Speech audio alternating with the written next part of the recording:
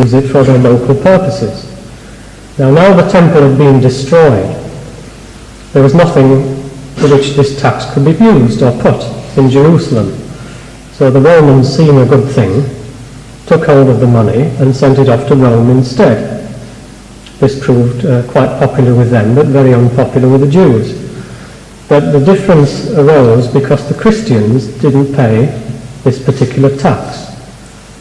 Not being recognized by the Jews as Jews, they didn't have to contribute to the temple treasury. So there was a certain amount of animosity which arose between the Jews and the Christians because of these and other things.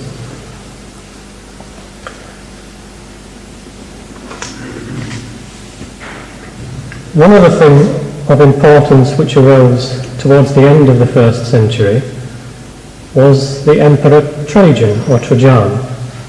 He became emperor. He was a Spaniard and a soldier, and he decided in effect to conquer what is now Iraq.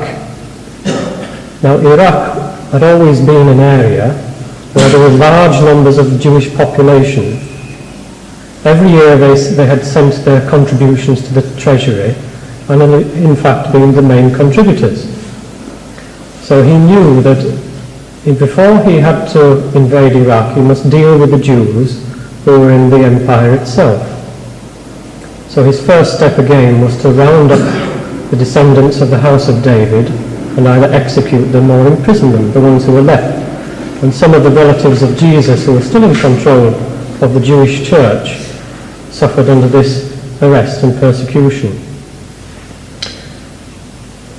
Virtually the only documents or authority we have about the Christians come from one of the governors. He was the governor of Bithynia, which is in northern Turkey.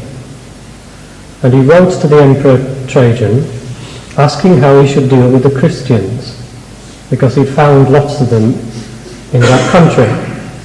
And the emperor, whose letters are still extant, wrote back that leave them alone, don't bother them, unless somebody denounces them as Christians, in which case you give them a simple test. Either they sacrifice to the emperor, or else they're to be executed. So if this was the case, and they were denounced, or somebody pointed them out, then they were brought before the governor and given this test.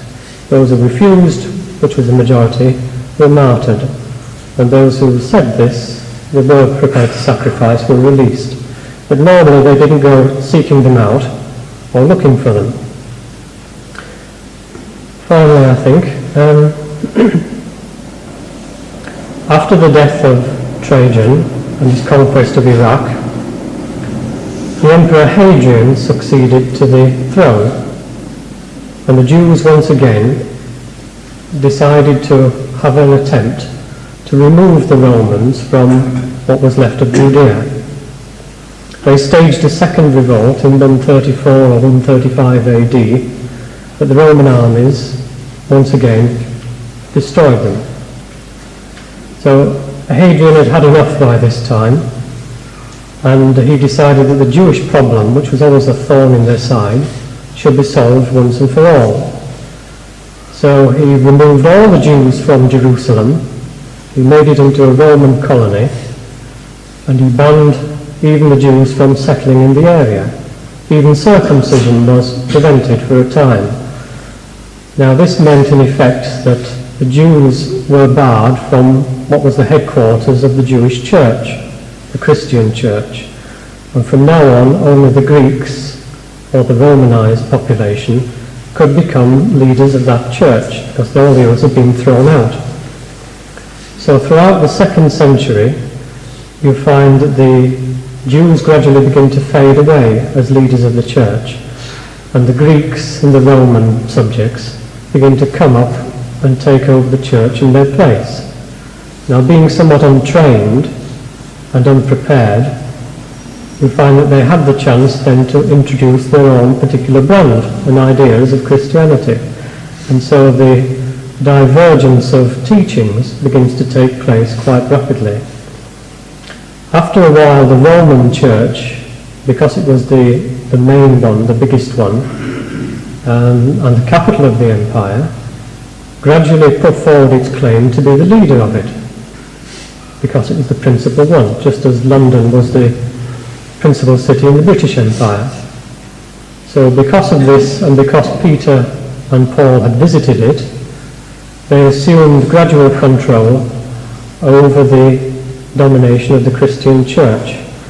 And the original followers of Jesus, peace be on him, and in Palestine, gradually played less and less part in the activities of the church, until eventually, of course, the Christian or Romanized church became accepted by the Roman Empire under Constantine.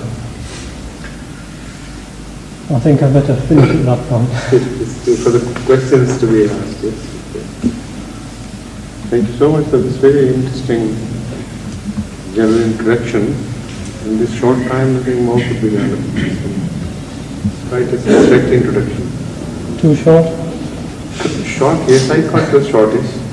But anyway, I think I should like people to be given a chance to ask questions in which they are interested more than in which you are interested to tell them.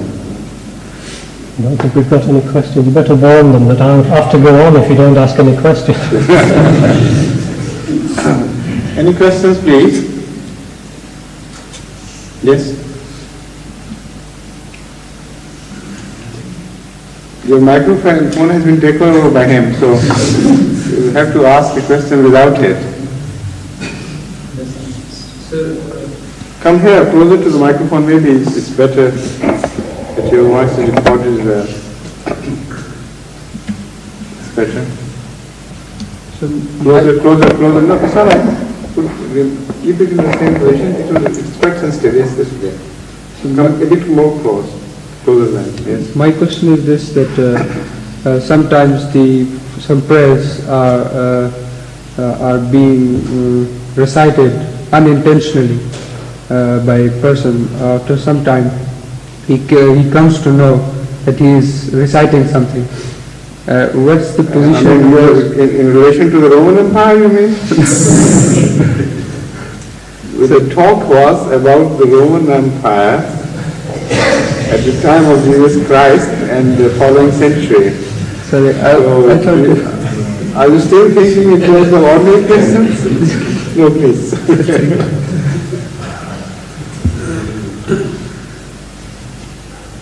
Yes, please. Come to the microphone here. Is it in the Roman Empire the Bible was totally destroyed? This you are the main speaker and answer of questions. Is it in the Roman Empire? You mean, was the Bible destroyed during the time of the Roman Empire? Exactly, that's right. That is the gist of it, is it? The Old Testament, I presume. I don't think, I think the answer is no to that, because the Old Testament, being before this time anyway, was separate from the new one, wasn't it? So I think traditionally the original scrolls of the Old Testament would have been destroyed at the fall of Jerusalem, or many of them would have been, by Nebuchadnezzar or the Assyrians 500 years before this time. And following the return from the exile in Babylon, the Jewish leaders, particularly Ezra, recompiled or rewrote some of these scrolls or extracts which had been destroyed, and these more or less formed the basis of what we've got today. But the Roman Empire didn't undertake any hand in this sort of thing, I don't think. It was a different time, a different period. Could you tell us in a little more detail about the boundaries of Roman Empire's extension and how come it came that Spanish people started taking part in the administration of the government? Yes. Well, the boundaries of the empire varied from one time to another. At its maximum extent, which would be and the 2nd century. Well,